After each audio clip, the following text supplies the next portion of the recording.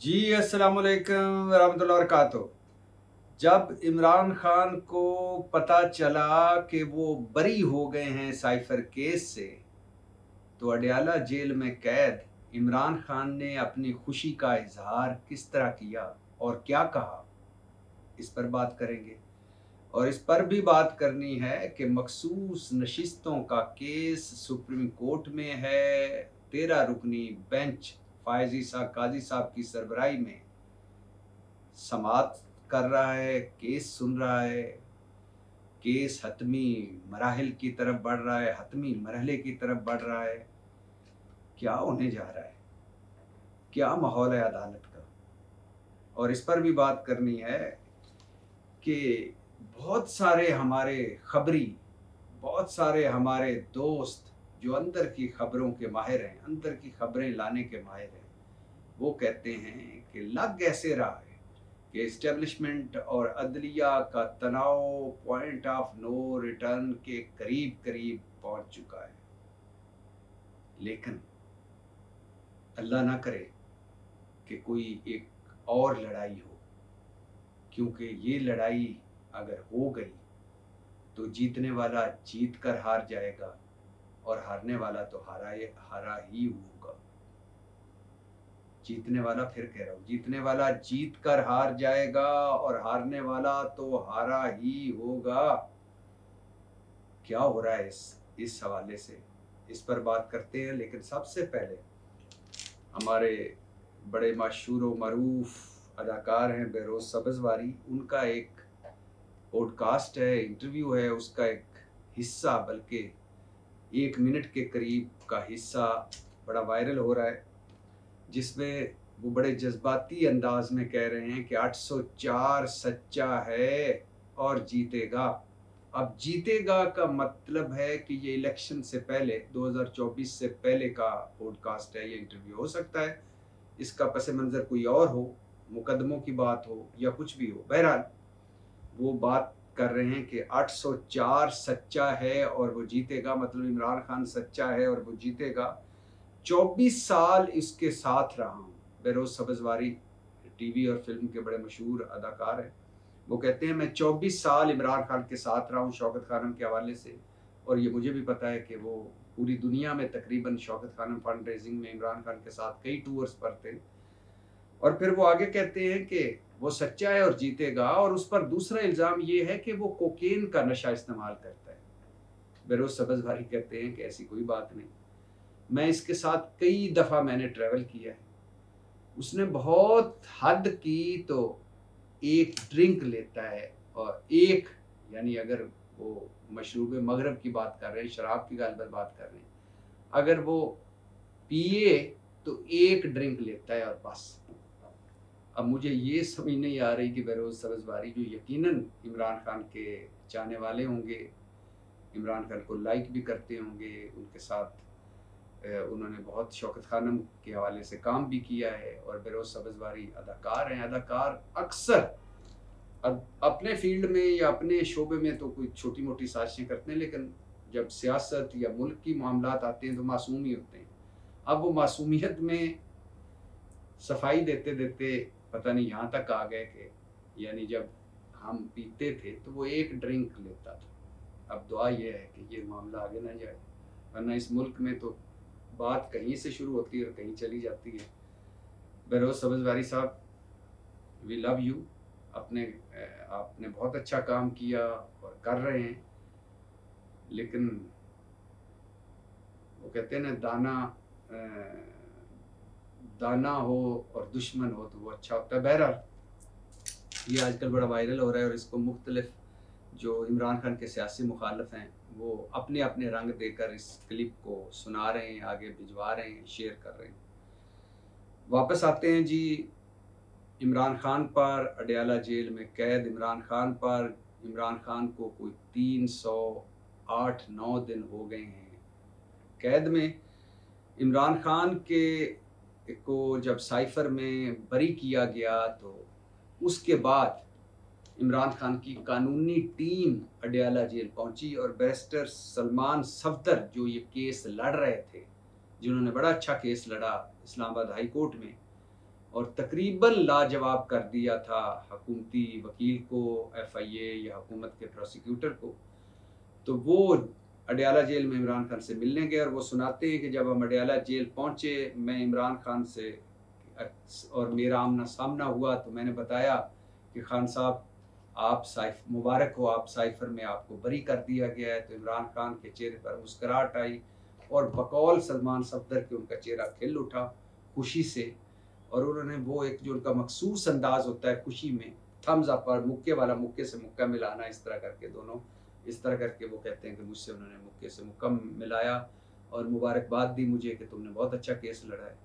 और फिर इमरान खान ने कहा कि मैं, सलमान सफदर बताते हैं कि इमरान खान से बाकी मामलात पर गुफ्तगू हुई, उनके इद्दत में निकाह केस, 190 मिलियन पाउंड वाला केस, और जो अब एक FIA इंक्वायरी कर रही है उनके केस की, शेख मुजीबर रहमान वाली वीडियो की, तो उस पर भी बात हुई। लेकिन वो कहते हैं कि इमरान खान ने कहा कि मेरी कौम को बता दें कि मैं मुल्क के लिए और आपके लिए जेल में हूँ, अपने मौक़िफ़ पर कायम हूँ, डील नहीं करूँगा, कभी भी मायूस नहीं करूँगा आपको, और मुकदमात से सुखरू होकर निकलूँगा।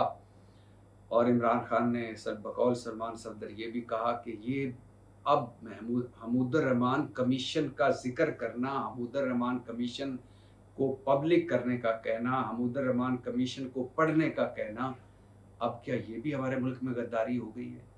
और इमरान खान ने कहा कि वो सहाफ़ी जो मुल्क को कौम के मफाद में काम कर रहे हैं और ख़तरे में काम कर रहे हैं, उन सबको मैं खराज तहसीन पेश करता हूँ और उनका नाम सुनहरी हरूफ से लिखा जाएगा।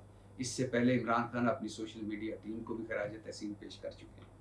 वापस आते हैं, जब इमरान खान की बात हो तो इमरान खान और तहरीक इंसाफ का एक बड़ा अहम केस सुप्रीम कोर्ट में 13 रुकनी बेंच ये केस सुन रहा है। फायज ईसा काजी साहब की सरबराही में 13 रुकनी बेंच ये केस सुन रहा है और ये केस है मखसूस नशिस्तों का। पाकिस्तान तहरीक इंसाफ या सुन्नी इत्तेहाद कौंसिल की मखसूस नशिस्तें इलेक्शन के बाद इलेक्शन कमीशन साहब बहादुर ने ये ना सिर्फ तहरीक इंसाफ या सुन्नी इत्तेहाद कौंसिल को नशिस्तें ना दी उनकी, बल्कि दूसरी जमातों में बांट दी। तो उस पर इलेक्शन कमीशन का ये जो फैसला था इसको चैलेंज किया पेशावर हाई कोर्ट में। पाकिस्तान तहरीक इंसाफ ने, पेशावर हाई कोर्ट ने भी इलेक्शन कमीशन के हक में फैसला दिया। तो फिर ये पहुंचे सुप्रीम कोर्ट में। सुप्रीम कोर्ट में 3 रुकनी बेंच ने पेशावर हाई कोर्ट के फैसले को कालेदम करार दे दिया और अब इस पर सुप्रीम कोर्ट का 13 रुकनी मतलब फुल कोर्ट बेंच बना है और वो सुन रहा है और सुना जा रहा है कि 24-25 को 2 और समातें होंगी और फिर इसके बाद फैसला होगा। मतलब केस हतमी मरहले की तरफ जा रहा है और इस केस में बड़े दिलचस्प मोड़ आए हैं, अनोखे मोड़ आए हैं। फायज ईसा काजी साहब जो इस बेंच के सरबराह हैं उनके और जस्टिस मुनीब अख्तर के दरमियान नोक झोंक बल्कि हल्की फुल्की तलखी भी हुई। एक रिमार्क दिया, यानी एक कहा कि हम, फायज ईसा काजी साहब ने कहा कि हम यहाँ फैसल सिद्दीकी जो दलाइल दे रहे थे जो तहरीक इंसाफ की तरफ से हैं वो उन्होंने दलील दी। तो फायज ईसा काजी साहब ने कहा लाइटर नोट पर कह रहा हूँ कि हम फैसला, आप बात करें, हम फैसला करने के लिए यहाँ बैठे हैं। इस तरह की गुफ्तगू हुई जिस पर जस्टिस मुनीब अख्तर ने कहा कि मैं इस फिक्रे को रिजेक्ट करता हूँ, ये अनफेयर है। हम सारे बेंच, एक पूरा बेंच बैठा है और हर एक को सवाल जवाब करने का हक है। और फिर चीफ जस्टिस फायज ईसा काजी और जस्टिस अतरम मिनल्ला के दरमियान में भी जुमलों का तबादला हुआ। जस्टिस अतरम मिनल्ला ने एक मरहले पर, केस की समाअत के दौरान एक मरहले पर कहा कि पाकिस्तान तहरीक इंसाफ को लेवल प्लेइंग फील्ड नहीं दी जा रही थी। यहाँ तक पहुँचे तो चीफ जस्टिस बोले ये शिकायत हमारे सामने नहीं है, I am sorry. Justice Athar Minallah ने कहा मुझे बात मुकम्मल करने दें, हम बुनियादी हकूक़ के तहफ़्फ़ुज़ के लिए यहाँ बैठे हैं, हमने वोटर के हकूक़ को भी तहफ़्फ़ुज़ देना है। एक जमात को मुख्तलिफ चैलेंजेस का सामना था, रियासती इदारों का मुसलसल दबाव था और हम ये तासुर दे रहे हैं कि ये सब ठीक है। एक मरहले पर जब चीफ जस्टिस ने फैसल सिद्दीकी जो वकील है तहरीक इंसाफ के, उनको कहा कि अगर जमहूरियत की बात करनी है तो पूरी करें, आधी ना करें। इस पर जैसे अतर मिनल्ला ने कहा, अगर सब सच बोलना शुरू कर दें तो सच बहुत कड़वा है। और फिर इस पर चीफ जस्टिस बोले, चीफ जस्टिस आयशा काजी, कि मैं तो सच बोलता हूँ, बाकी अगर कोई बोले या ना बोले मुझे उससे कोई गर्ज नहीं है। मखसूस नशिस्तों का केस जारी है जी, और ये भी इस मुल्क में पहली दफ़ा हुआ है। बहुत कुछ नया हुआ है इस मुल्क में, और बहुत कुछ ऐसा हुआ है कि जो पहले कभी नहीं हुआ।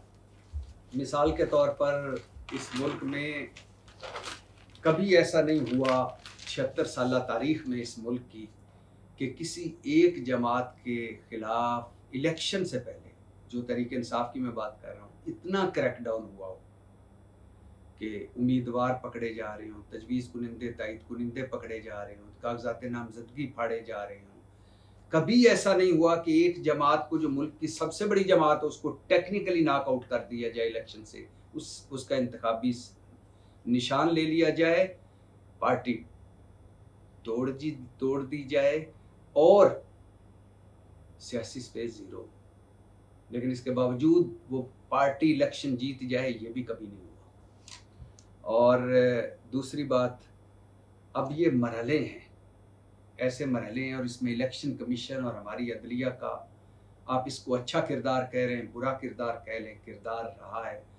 अब जो जस्टिस अतर मिनल्ला बात कर रहे थे मखसूस नशिस्तों के केस में, मैं मखसूस नशिस्तों का केस बहुत ज़्यादा आपको उसमें डिटेल में जाकर कि किस जज साहब ने क्या कहा, किस जज साहब ने क्या कहा, नुक्ते से क्या नुक्ता निकला, पॉइंट से क्या पॉइंट निकला, और बात से क्या बात निकली, बोर नहीं करना चाहता। मैं सिर्फ ये कहना चाहता हूँ, आपको ये बताना चाहता हूँ कि ये मखसूस नशिस्तों का ये जो केस है, ये क्यों था और ये क्यों लगा हुआ है, ये क्यों मसला सामने आया। इस वजह से आया है कि फाइज ईसा काजी बेंच ने तरीके इंसाफ से बल्ला ले लिया और उन्हें टेक्निकली नॉकआउट कर दिया इलेक्शन से। सोचिए, अगर तरीके इंसाफ इलेक्शन में होती एज ए जमात, बल्ला इंतखाबी निशान उसके पास होता, तो ज़ाहिर है जितनी सीटें उसने जीतनी थी उसके मुताबिक उसको मखसूस नशिस्तें मिल जाती, ना ये बुरान होता। मतलब एक गलत फैसले से दूसरा गलत फैसला, दूसरे गलत फैसले से तीसरा गलत फैसला, और मतलब एक बुरान से दूसरा बुरान, दूसरे बुरान से तीसरा बुरान। ये है यहाँ नफरत और तकसीम अंडे बच्चे दे रही है, और बुरान अंडे बच्चे दिए जा रहे हैं, और एक बुरान से दूसरा बुरान, दूसरे बुरान से तीसरा बुरान। और कभी किसी ने नहीं सोचा, मैं फाइज ईसा काजी साहब या अपनी सुप्रीम कोर्ट से अक्सर पूछता रहता हूँ कि आपके सामने सब कुछ हो रहा था, इलेक्शन से पहले भी, इलेक्शन वाले दिन भी, इलेक्शन वाली रात भी, और इलेक्शन के बाद भी।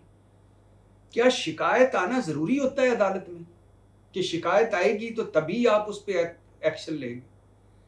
क्या आपके पास आज खुद नोटिस का, अब जो कमेटी बनी है 3 सीनियर जजेस की, कब वो उस पर आज का नोटिस लेंगे? आप किस मुल्क के चीफ जस्टिस हैं? किस मुल्क की ये सुप्रीम कोर्ट है? किस मुल्क के ये फैसले करने हैं? इस मुल्क में बहुत बड़ा डाका डाला गया इंतखाबात के दौरान, और आप कह रहे हैं हमारे पास शिकायत ही कोई नहीं है। इस मुल्क में एक जमात को जीरो सियासी स्पेस थी, आप कह रहे हैं वो शिकायत चूंकि हमारे पास नहीं आई, बात ही ना करें। क्यों ना बात करें? और इमरान खान को आपने के जो वीडियो लिंक पेशी वाले केस पे इसलिए लाइव समाअत नहीं की केस की कि वो कोई और बातें करेंगे। भाई वो कौन सी बातें करेंगे? यही करेंगे ना कि मेरी एक दरखास्त पड़ी हुई है इलेक्शन धांधली पर, उसको सुने, 9 मई पर जुडिशल कमीशन बनाए, मेरा एक इंसानी हकूक के वाले से दरखास्त पड़ी, उसको सुने, मेरा एक केस वो आपके पास पड़ा है, उसको सुने। तो ये गैर मुतल्लिका बातें हैं, ये सारी जुड़ी हुई हैं आपस में बातें। और फाइज ईसा काजी साहब, आपका जो सियातरीन फैसला था, जो बल्ला, जब आपने इंतखाबी निशान बल्ला ले ली, कहाँ गए वो अकबर एस बाबर समेत 14 लोग जिनके वोट के आप तकद्दुस या तहफ़्फ़ुज़ के लिए आपने इतना बड़ा फैसला, करोड़ों वोटर्स को रोल दिया आपने? कहाँ हैं वो लोग? किसी ने इलेक्शन लड़ा? कोई इस पोजीशन में है उन 14 लोगों में से, अकबर एस बाबर समेत, जो एक यूनियन काउंसिल का मेंबर भी बन सके, जिनको आपने कहा था कि इनको पार्टी इलेक्शन नहीं लड़ने दी दिया? तो इस मुल्क में इलेक्शन कमीशन ने और हमारी अदलिया ने ज्यादातर बुरहानों को जन्म दिया है। अब हमें ये बात मान लेनी चाहिए, अब हमें ये सारा देखना चाहिए, इससे निकल आना चाहिए, पसंद नापसंद से इससे निकल आना चाहिए कि इस अपनी वो अना या अपनी जिद किसी की भी नहीं होनी चाहिए। ये सुप्रीम कोर्ट है, काबिल एहतराम है, आप सारे जजेस काबिल एहतराम है, लेकिन अभी तक यानी कोई बात ही नहीं सुन। पहला मरहला आया इलेक्शन से पहले, एक जमात से इंतखाबी सिंबल ले लिया, उसको टेक्निकली नॉकआउट कर दिया, उसके पास सियासी स्पेस नहीं थी, उस पर क्रैकडाउन था, अदलिया चुप थी। क्यों हमारे पास शिकायत ही नहीं है, शिकायत आती भी थी तो कुछ भी नहीं होता था। सेकंड मरहला आया, इलेक्शन हुए, वो जमात जीती, फॉर्म 45 पर फॉर्म 47 आ गया, अदलिया चुप है। थर्ड मरहला आया, मखसूस नशिस्तें जो उसकी थी, उसको तरीके इंसाफ की थी, उसको मिलनी थी, वो बाकी जमातों में बांट दी गई, उस पर भी अदलिया ने आज खुद नोटिस नहीं लिया। फोर्थ मरहला आया कि ये जब अब इलेक्शन धांधली के ट्रिब्यूनल्स बनने लगे तो इलेक्शन एक्ट में तब्दीली कर ली गई, सारा इख्तियारात इलेक्शन कमीशन को दे दिया गया। वो इलेक्शन कमीशन जिसके बारे में उमर अता बंदयाल और फायज ईसा काजी साहब आपकी दोनों की सुप्रीम कोर्ट कह चुकी है कि ये आईनी खिलाफ वर्जी का मुर्तकब हुआ इलेक्शन कमीशन, ये जमहूरियत को पटड़ी से उतारा है इस इलेक्शन कमीशन ने, ये अपने काम के अलावा सारे काम कर रहा है, इसने आइन को नए सिरे से लिखा है। इस मुल्क में अगर बुरहान, ये जो पिछले 3-4 सालों से बुरहान है, उसमें अदलिया का किरदार और इलेक्शन कमीशन का किरदार सुनहरी रूप से लिखा जाएगा। तो मखसूस नशिस्तों का केस जारी है, और ये सारे बुरहान इस वजह से हैं कि आपने एक मुल्क की एक बड़ी पार्टी को इलेक्शन से आउट कर दिया था। वो तो अवाम ने वोट दे दिया उसे, ढूंढ कर, कहीं मुर्गी, कहीं जूते का सिंबल ढूंढ रहे होते थे, कहीं तवा, कहीं परात, कहीं चिमटा, कहीं फूल, कहीं दरवाजा, कहीं पुल, कहीं टरबाइन, कहीं कुछ, वो सिंबल ढूंढ के उन्होंने वोट दिए और जितवा दिया, वरना काम तो पक्का हो चुका था।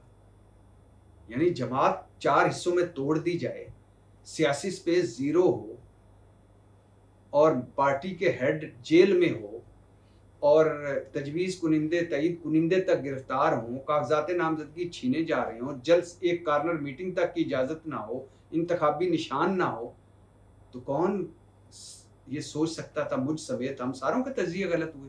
हम सारे कहते थे कि बड़ा मुश्किल है तहरीक इंसाफ का जीतना, लेकिन जीत गए, अवाम ने उनको वोट दिया। उसके बाद क्या किया, फॉर्म 47 आ गया, उसके बाद क्या किया, मखसूस नशिस्तें दूसरों को बांट देंगे, उसके बाद किया कि जो ट्रिब्यूनल्स, धांधली ट्रिब्यूनल्स थे, उसका सारा फिर इख्तियार इलेक्शन कमीशन को दे दिया, इलेक्शन एक्ट में तब्दीली कर दी गई। मतलब हर मरहले पर एक जुगाड़ लगाया कि तरीके इंसाफ को अंडरमाइन किया जाए, फारग किया जाए। तो मखसूस नशिस्तें अगर तरीके इंसाफ को, पहली तो उन्होंने जीती, उनको मिलनी चाहिए, अगर उनको नहीं मिलती तो ये कहाँ आइन है, किस मुल्क की आइन, कानून, इखलाकियात, असूल, मंतक कि एक बंदे की सीटें उठाकर दूसरे को दे दीजिए। और ये मखसूस नशिस्तें केस इसलिए भी अहम है कि अगर ये मखसूस नशिस्तें तरीके इंसाफ की हुकूमत और हुकूमती इत्तेहाद, मतलब मुस्लिम लीग नून, पीपल्स पार्टी, MQM और इनके इत्तेहादियों को मिल जाएं, तो वो 2/3 अक्सरियत उनको मिल जाएगी। अगर 2/3 अक्सरियत मिल गई तो फिर वो जो सुना जा रहा है कि जजेस की रिटायरमेंट की उम्र या जजेस की मियाद मुद्दत या और बड़ी आइनी तरमीम कर सकेंगे, और फिर सारों को फ़ायदा होगा। तो इसलिए अगर ये मखसूस नशिस्तें तहरीक इंसाफ की हुकूमत को मिल जाती हैं तो उनको 2/3 अक्सरियत मिल जाएगी, वो आइनी कोई भी आइनी तरमीम कर सकेंगे। और अगर नहीं मिलती, वापस तहरीक इंसाफ को मिलती हैं जो मिलनी चाहिए, तो फिर उनको 2/3 अक्सरियत नहीं होगी। तो बड़ा अहम केस है, इस केस से कई चीज़ें जुड़ी हुई हैं, जैसे बल्ले से कई बुरहान जुड़े हुए हैं। जब आपने बल्ला ले लिया तो उसके बाद कई बुरहान आए और गुजर गए, और अभी बुरहान आते ही जा रहे हैं, गुजरते जा रहे हैं। और मैं अपने आखिरी मौजू की तरफ, ये केस 24-25 को ये बता दिया है कि ये 2 समातें होगी, उसके बाद इसका फैसला होगा, और फैसला मेरे तो अदालत ने देना है, लेकिन मुझे ऐसे ही लगता है कि ये फैसला ऐसे ही होना चाहिए कि तहरीक इंसाफ की सीटें उनको वापस मिलें। और अभी तक केस में 2 सोचें, एक फायज ईसा काजी साहब की सोच है, जो हमेशा से वो एक सोच उनकी, और दूसरी है, 2 सोच है। अब देखना है जब एंड पे बेंच की वो हक और खिलाफ में वोट होगा या अंदर बैठ के वो करेंगे कि कितने इस हक में है कि तहरीक इंसाफ को ये नशिस्तें मिलनी चाहिए, कितने इस हक में है कि दूसरी जमात को मिलनी चाहिए, तो तब पता चलेगा कि क्या फैसला आता है। लेकिन ये सारे बुरहान जुड़े हुए हैं इससे कि फायज ईसा काजी 3 रुकनी बेंच ने पाकिस्तान तहरीक इंसाफ से बल्ला ले लिया था इलेक्शन से पहले। अब मैं उस पर अदलिया इस्टेब्लिशमेंट तनाव पर जाने से पहले ये बताते चलूँ कि मैंने पिछले व्लॉग में एक जिक्र किया था हमूदुर रहमान कमीशन रिपोर्ट का। उसमें कुछ चीज़ें ऐसी थी जो सही नहीं मैं कह सका, या उसमें कुछ फिगर्स थे जो मैं सही नहीं बता सका, तो मैंने कहा वो आपको मैं बता दूं। एक तो ये कि 1971 में हमूदुर रहमान कमीशन का जब हम बात करने तो 1971 में कायदे आज़म का पाकिस्तान, इल्लामा इकबाल का ख्वाब टूटा। हमारी अपनी गलतियों से, सारों की गलतियों थी उसमें। उस वक्त उसकी इस्टेब्लिशमेंट की गलतियां भी शामिल थी, उसमें उस वक्त के शेख मुजीबुर रहमान की भी गलतियां थी, उसमें हमारे सियासतदानों की भी गलतियां थी, और उसमें बार की, इंडिया समेत बार की साजिशें भी थी। लिहाजा और वो एक मुसलसल तसलसल भी था जो 1947 से लेकर 1971 तक हम जो बांग्लादेश के साथ कर रहे थे, या जिस तरह का बर्ताव उनसे कर रहे थे, वो भी शामिल था और मुल्क टूट गया। तो 16 दिसंबर 1971 को पाकिस्तान टूटा। 20 दिसंबर 1971 को इस वक्त के फौजी सदर जनरल याहिया खान को इस्तीफ़ा देना पड़ा, क्योंकि मौसूफ के ख़िलाफ़ उस वक्त की फ़ौज में जो बहुत नफ़रत फैल चुकी थी, और फ़ौजी अफसरों ने एक है कि तारीख़ बताती है कि फ़ौजी अफसरों ने बगावत कर दी थी। उसी दिन, यानी मतलब कि 20 दिसंबर को जुल्फ़िकार अली भुट्टो ने सदर पाकिस्तान और चीफ मार्शल एडमिनिस्ट्रेटर का ओहदा संभाला। ऐसे भुट्टो साहब फातिमा जिन्ना के खिलाफ अयूब खान के इलेक्शन मुहिम के इंचार्ज भी थे। खैर, और 26 दिसंबर को सकूत ढाका की इंक्वायरी के लिए एक अदालती कमीशन बनाने का ऐलान हुआ, जो बाद में हमूदुर रहमान कमीशन के नाम से मशहूर हुआ। और निसफ सदी 50 साल से ज़्यादा अरसा गुजर चुका है, आप सितम ज़रीफ़ी देखिए, और हम आज भी इस बहस में उलझे हुए हैं कि हमूदुर रहमान कमीशन पब्लिक होनी चाहिए कि नहीं होनी चाहिए, इसमें कसूरवार कौन है, मुल्क तोड़ा किसने, तोड़ने वालों का सहूलतकार कौन था, हुआ क्या था। और आज भी हालत ये है कि हमूदुर रहमान कमीशन की बात करें तो कहते हैं ये देखो गद्दार है गद्दार। और हालांकि मेरे पास ये सारे इस पे बात कर चुके हैं अपने अपने वक्त में, तो आज भी यही चल रहा है कि इस रिपोर्ट को पढ़ना चाहिए कि नहीं।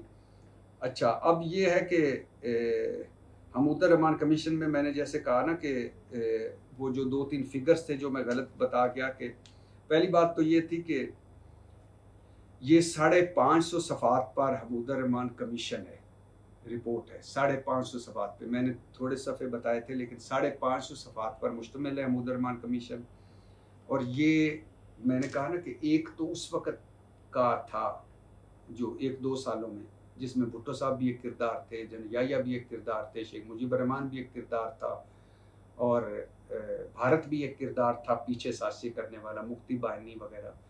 लेकिन एक था जो 1947 से हमने जो सलूक किया हुआ था बांग्लादेश के साथ, वो भी एक किरदार था। और एक गलतियाँ थी, गलत फैसले थे, नाकस हिकमत अमली थी, वो भी था, तो जिससे मुल्क टूटा। अच्छा, हमूदुर रहमान कमीशन के सरबराह थे chief justice of Pakistan justice Hamoodur Rahman. Commission में लाहौर हाई कोर्ट के चीफ जस्टिस अनवारुल हक और सिंध हाई कोर्ट के chief justice Tufail Ali Abdurrahman भी शामिल थे। इस कमीशन ने 57 इजलास मुनक़द किए। आर्मी, एयरफोर्स और नेवी के 213 अफसरान पर जिरा की, दर्जनों सियासतदानों, ब्यूरोक्रेट्स और सहाफ़ियों के बयानात कलमबंद किए। और इसके अलावा अहम जो उस दौरान में सरकारी दस्तावेज़ात थी, आपस में तबादला ख्याल हो रहा था, उनका भी मुतालिया किया। और हुकूमत पाकिस्तान के तमाम इदारों बशमूल GHQ ने इस कमीशन के साथ भरपूर तावन किया। लेकिन जब कमीशन की रिपोर्ट हुकूमत को भिजवाई गई तो उस वक्त की फ़ौजी की आदत ने उस वक्त के वज़ीर-ए-आज़म जुल्फ़िकार अली भुट्टो से गुजारिश की कि फ़िलहाल इस रिपोर्ट को मंजर आम पर ना लाया जाए, क्योंकि इससे ये रिपोर्ट फ़ौज के मोराल पर मनफी असर डालेगी। तो भुट्टो साहब मान गए। और दूसरी तरफ कमीशन ने जिन फौजी अफसरों के खिलाफ कार्रवाई की सिफारिश की थी, इनके खिलाफ कोई कार्रवाई नहीं हुई, बल्कि कुछ को प्रमोशन मिल गई। अच्छा, और फिर जब 2000 में जनरल मुशर्रफ ने मार्शल लॉ लगा 1999 में, 12 अक्टूबर 1999 को, तो 2000 में जनरल मुशर्रफ ने हमूदुर रहमान कमीशन की रिपोर्ट के अहम हिस्से पब्लिक कर दिए, जो किताबी शक्ल में शाया भी हो गए। लेकिन मीडिया पर यह दबाव रहा कि इस रिपोर्ट पर बहस ना की जाए। और लेकिन अभी भी बहुत सारे ऐसे हैं, इस रिपोर्ट का हिस्सा है, जो पब्लिक नहीं हुआ। तो ये मैंने कहा कि ये मैं पहले हमूदरमान कमीशन पर बात कर रहा था, उसमें कुछ फिगर्स गलत थे, तो मैंने बता दिया आपको कि ये हैं।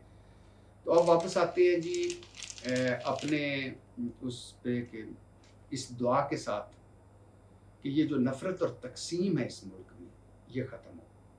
इस दुआ के साथ कि ये अदलिया भी हमारी है, ये सियासत भी हमारी है, ये सहाफ़त भी हमारी है, ये फ़ौज भी हमारी है, और कुर्बानियाँ देने वाली फ़ौज है, शहीदों और गाज़ियों की फ़ौज है।